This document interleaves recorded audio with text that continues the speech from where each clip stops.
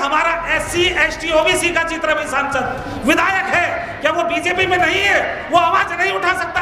बाबा भीमराव अंबेडकर साहब ने एक वोट से पूरी सरकार हिला दी थी। आज कितने सांसद है OBC के, कितने SC के हैं, कितने ST के हैं? क्या सरकार नहीं गिर सकती? तुरंत पलट सकती है, तुरंत रातों रात एक पल में पलट पड़ सकती है, लेकिन नहीं पलटाना चाहते। तो इसके जिम्मेवार हमारे OBC समाज के, SC समाज के, ST समाज के ही सांसद विधायक है। आने वाली नस्लें कहेंगी कि हमारे बाप दादा आजादी में जी लिए और हमें गुलामी में छोड़ गए। कब निकलेंगे इस गुलामी से? आजादी चाहिए या नहीं चाहिए? हमारे देश में राजनीतिक पार्टियां हैं, लेकिन उन राजनीतिक पार्टियों में OBC समाज के हों, SC समाज के हों, ST के हों या माइनॉरिटीज के हों, सांसद और विधायक या राज्यसभा मेंबर अपनी आवाज, अपनी बात नहीं रख सकते। वो गुलाम होते हैं उस पार्टी के, जैसे वो कहेंगे या जिधर को पार्टी का आदेश होगा केवल वो बात रखते हैं। अरे जनता के पैसों से, जनता के टैक्स लेकर के आप वहां तक पहुंचे हो, वहां से रोटी खा रहे हो, तो जनता की बातें क्यों नहीं?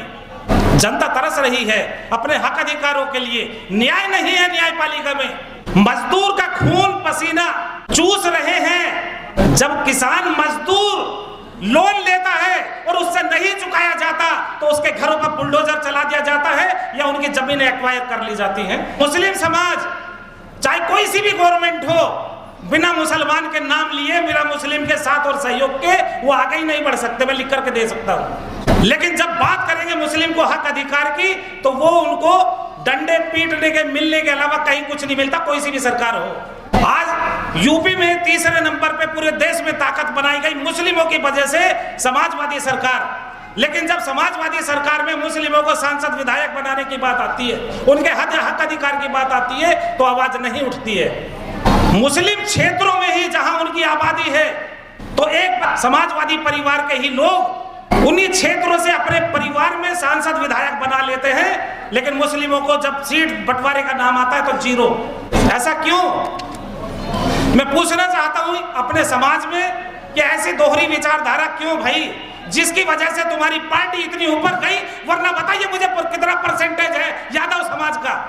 कांग्रेस सरकार ने पूरा इतना ध्रुवीकरण किया जब से आजादी हुई है, और आजादी में सबसे ज्यादा मुस्लिम समाज का नाम है।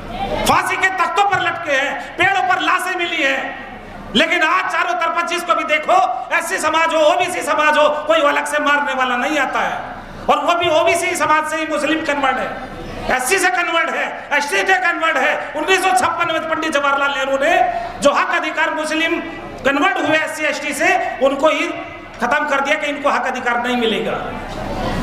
उसकी आवाज उठाने के लिए आज तक कोई नहीं हुआ। भाई अपने हक अधिकार के लिए जागेंगे या नहीं जागेंगे? सब लोग हाथ उठाएंगे, आवाज देंगे, हम एक है। अभी भी सोते रहोगे तो सो जाओगे। आने वाली नस्लें कहेगी कि हमारे बाप दादा आजादी में जी लिए और हमें गुलामी में छोड़ गए। कब निकलेंगे इस गुलामी से? आजादी चाहिए या नहीं चाहिए? मुक्ति चाहिए या नहीं चाहिए? सोचना होगा, कसम खानी होगी, तब जाकर के हम अपने बच्चों को हक अधिकार दिला पाएंगे। वरना यही बोल करके रह जाएंगे और समाज में कुछ नहीं होगा। जाना होगा घर घर, गली गली, जैसे 10,000 वोट के लिए, एक वोट के लिए पैसा बांटा गया। सोचो 5 साल के लिए, क्या उसमें से हमारे हिस्से में एक दिन में कितना पैसा बनता है? हमारे रोजगार छीन लिए, महंगाई पैदा कर दी। हमारे देश में 4 रोटी बनती है, आज उसको लकड़ियों को खत्म करके गैस पर ला दिया। लेकिन गैस लाने के लिए जिस देश से आती है उस देश के साथ में नहीं खड़े हैं। क्यों नहीं खड़े हैं? यानी कि हमारा SC ST OBC का जितना भी सांसद विधायक है, क्या वो बीजेपी में नहीं है? वो आवाज नहीं उठा सकता? बाबा भीमराव अंबेडकर साहब ने एक वोट से पूरी सरकार हिला दी थी। आज कितने सांसद है OBC के, कितने SC के हैं, कितने ST के हैं? क्या सरकार नहीं गिर सकती? तुरंत पलट सकती है, तुरंत रातों रात एक पल में पलट पड़ सकती है, लेकिन नहीं पलटाना चाहते। तो इसके जिम्मेवार हमारे OBC समाज के, SC समाज के, ST समाज के ही सांसद विधायक है। जब हमारी पूरी बहुमत से सरकारें रही, क्या मैं पूछना चाहता हूँ समाजवादी हो, बसपा हो या कोई भी, उनसे हमारी जाति आधारित जनगणना उन लोगों ने क्यों नहीं कराई आज तक? तो हमें सवाल करना होगा अपने सांसदों से, अपने विधायकों से, तब जाकर के हम अपना अधिकार मिलेगा। आने वाले कल के लिए एक लड़ाई और लड़िए कि हमें 2 वोट का अधिकार मिलना चाहिए।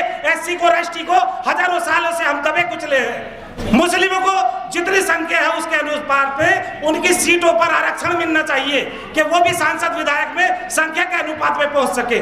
एक आवाज अपने गली मोहल्ले से चलेगी और वो भाईचारे की कायम की होगी कि समता, समानता, न्याय, बंधुता और स्वतंत्रता पर आधारित हमें देश और समाज का निर्माण करना होगा। करेंगे सब लोग। आप हमेशा याद रखिए, India that is Bharat, not Hindustan. किसी की आवाज नहीं आनी चाहिए किसी माइक से कि हाँ हिंदुस्तान बोल रहा है, क्योंकि कॉन्स्टिट्यूशन से बच रहे हो, कॉन्स्टिट्यूशन की आप शपथ लेते हो तो आप भारत का नाम लेंगे, इंडिया का नाम लेंगे। जय इंसान, जय विज्ञान। Thank you. अगर कुछ मर्तबा चाहे कि दाना खाक में मिलकर गुले गुलजार होता है, तो इसलिए ये केवल इस मुद्दे के ऊपर बोलूंगा। ये वक्त आ गया है, हमें अपनी कुर्बानी देने के लिए भी तैयार रहना पड़ेगा। दोस्तों, ये सरकार की साजिश है। ओबीसी हमारा भाई है। शुरू से बचपन से हम ये सुनते आए हैं SC ST OBC, SC ST OBC. ये ओबीसी भी शूद्र है। कितने लोगों को याद है कि जब अखिलेश यादव ने अपना बंगला खाली किया था तो आदित्यनाथ योगी ने गंगा जल और गौमूत्र से उस बंगले को धुलवाया था? कितने लोगों को याद है? क्यों? क्योंकि ओबीसी भी उनकी निगाह में शूद्र है। लेकिन ओबीसी अपने आप को थोड़ा सा ऊंचा समझता है। ओबीसी को ये सही समय, अगर ओबीसी नहीं जागा तो ये जो षड्यंत्र है ये प्रैक्टिकली इंप्लीमेंट हो जाएगा। ये एक सोची समझी साजिश है। ये जो आप देख रहे हैं क्लॉज नंबर 12 के अंदर केवल एससी और एसटी का प्रावधान दे रखा है, जबकि ओबीसी इस देश के अंदर 66% रहता है। तो ओबीसी की संख्या को उसके साथ न दे करके, क्योंकि ओबीसी को भी आरक्षण प्राप्त है, ओबीसी को उसके साथ रखा जाना चाहिए, क्योंकि ओबीसी जो है एससी एसटी का भाई है। और इस वक्त उनकी गिनती अगर अन्यों में हो गई तो ये देख लिया, आने वाली पीढ़ी आपको और हमको कभी क्षमा नहीं करेगी कि एससी और एसटी के साथ ओबीसी की भी गिनती इस बार होनी चाहिए। क्योंकि ओबीसी की गिनती अगर स्वर्ण समाज में हो गई तो उनकी संख्या स्वर्ण समाज की बहुत ज्यादा हो जाएगी। एससी एसटी को तो चलो थोड़ा बहुत कुछ मिल जाएगा, लेकिन ओबीसी के हाथ से ये स्वर्ण अवसर चला जाएगा। ओबीसी के लिए कुछ भी नहीं बनेगा, कोई योजना ओबीसी के लिए नहीं बनेगी और सारी योजना जो है स्वर्ण समाज के लिए बनेगी। तो ये एक छोटे से तीर से बहुत बड़ा उद्देश्य की पूर्ति कर रही है ये सरकार।